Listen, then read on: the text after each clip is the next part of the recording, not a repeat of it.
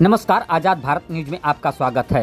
तरवा थाना क्षेत्र के उमरी ग्राम सभा में मृतक परिवार के घर सांत्वना देने के लिए समाजवादी पार्टी के जिला अध्यक्ष हवालदार यादव के नेतृत्व में मेहनगर विधायक पूजा सरोज, सदर विधायक दुर्गा यादव, बेचई सरोज, संग्राम यादव सहित आदि विधायक और सपा के कार्यकर्ता परिवार को सांत्वना दिया। पूर्व मुख्यमंत्री अखिलेश यादव से फोन से मृतक के पिता से बात कराई। ये बहुत गंभीर मामला है। पुलिस कस्टडी में मौत होना अपने आप में बहुत बड़ा गंभीर मामला है और आज पूरे प्रदेश में पुलिस कस्टडी में तमाम मौतें हो रही हैं। इससे सीधा प्रमाण है कि योगी की सरकार में पुलिस बिल्कुल अनियंत्रित है। सरकार के इशारे पर गरीबों, पिछड़ों, दलितों, अक़लियत के लोगों के साथ नाइंसाफ़ी हो रही है, उनका उत्पीड़न हो रहा है। उनको थानों पर बुला करके उनको मारा जा रहा है, घर उड़ाही की शांत रहिए थोड़ा सा। ये घटना उसी का परिणाम है। उस लड़के को 3 दिन पहले बुलाए 29 मार्च को और फिर 30 को नहीं चालान गई, 21 को चालान गई, 3 दिन बाद चालान नहीं भेजे थे और रात में उसकी मौत हुई।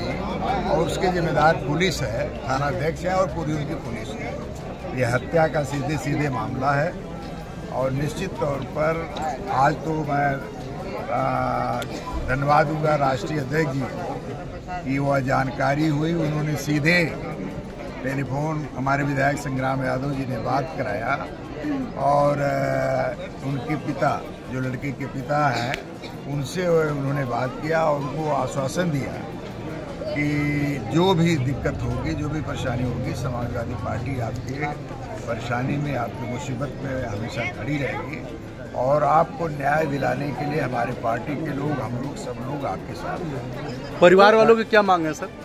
परिवार वालों की मांग है कि जो हत्या हुई है उसकी जिम्मेदार पुलिस है, मुकदमा दर्ज हुआ है, उनकी गिरफ्तारी की जाए सर। जो पुलिस की कहानी को झुठलाते हैं, पुलिस जिस तरह से कहानी कर रही है, जिस तरह से बात कर रही है, वो कहीं किसी को यकीन नहीं हो रहा है। कहाँ पे वह नाड़ा से निकाल करके कैसे वो फांसी लगाया, उसको तो परिवार वालों को बुला करके दिखाना चाहिए था ना, तब हम मानते कि वो फांसी लगाया। सूचना परिवार वालों को बगैर सूचना दिए उसको पोस्टमार्टम हाउस में दिया गया। बाद में सूचना दी गई, परिवार के लोगों को जानकारी हुई, तब सब लोग वहाँ पोस्टमार्टम हाउस गए और यह निश्चित तौर पर यह साजिशी तौर पर लड़के को मारा गया है और कहीं न कहीं उसके जब मर जाने के बाद उसको फांसी का फंदे का नाटक करके वह उस केस का पटाक्षेप करने का प्रयास पुलिस कर रही है। सर, लोगों के पैसे लेने का भी आरोप लगा रहा है कि जो पुलिस ने पैसा लेकर के ही हमारी बेटी को मारा है और अगर ये सच है तो कब तक इस तरह के पैसा लेकर के जाने जाएंगे या इंसाफ दिखता रहेगा? अब देखिए, परिवार को कहीं न कहीं जानकारी मिली होगी कि पैसा लिया गया है और लड़के की हत्या की गई, तो ये तो अलग विषय है।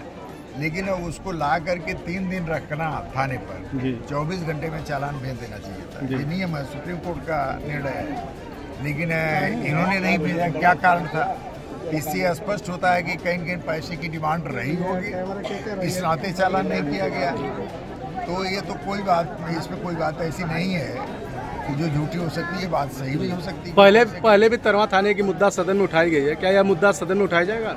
बिल्कुल सदन में। अभी कल हमारे सांसद धर्मेंद्र यादव जी जनपद में थे, पोस्टमार्टम हाउस पर गए थे, परिवार के लोगों से मिले और चूंकि उनको आज पार्लियामेंट है, जाना था, नहीं तो आज वो भी आते, और उन्होंने कहा कि हम जाकर के इस मुद्दे को पार्लियामेंट में भी उठाएंगे और जब आने वाले दिनों में विधानसभा चलेगी तो हमारे विधायकगण सब लोग हमारी पार्टी के यहाँ मौजूद हैं।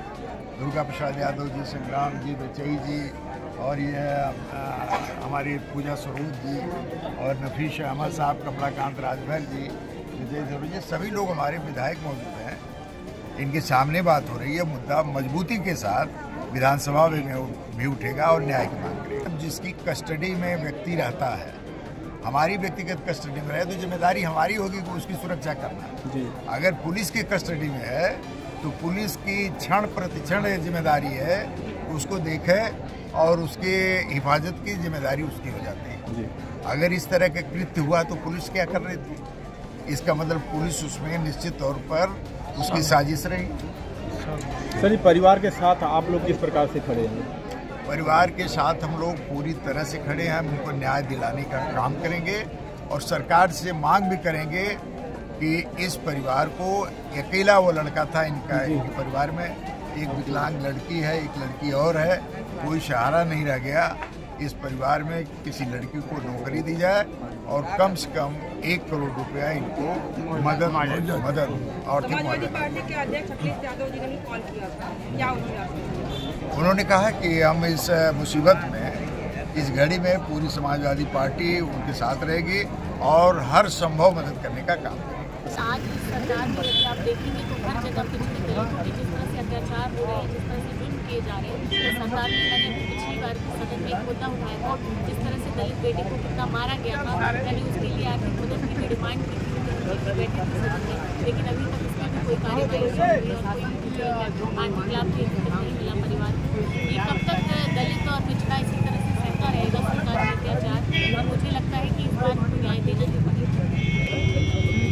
आक्रोशित थी जनता, लेकिन उस समय परिवारजनों को बताया भी नहीं गया, उन्हें किसी और के माध्यम से, यदि मान लीजिए उसने फांसी लगा भी ली थी तो आपको बताना चाहिए, परिवारजनों को बुला के दिखाना चाहिए, उसके बाद बॉडी उतारनी चाहिए। परिवारजनों को पता ही नहीं चला था कि कहाँ है बॉडी, ये डायरेक्ट उन्होंने भेज दिया पोस्टमार्टम के लिए, वहाँ से परिवारजनों को पता चला कि पोस्टमार्टम के लिए बॉडी आई। तो ये कहाँ तक का संभव है? और जो घोषित जनता का आक्रोश था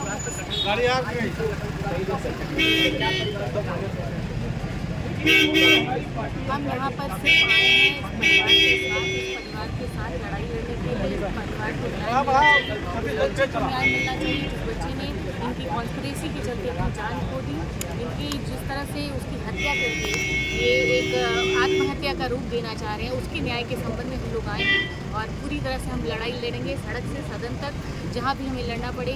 हमारी बात हुई थी सांसद धर्मेंद्र यादव जी, हमारे सदन के सांसद भी, उन्होंने भी कहा कि हम सदन में इस मुद्दे को उठाएंगे और जब भी विधानसभा चलती है तो मैं इस मुद्दे को जरूर और प्रखरता से, प्रमुखता से उठाऊंगी।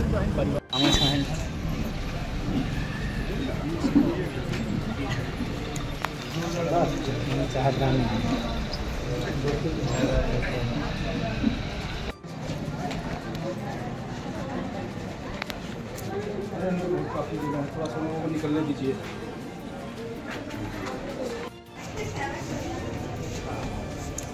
पूरा परिवार उजड़ गया बेचारे का।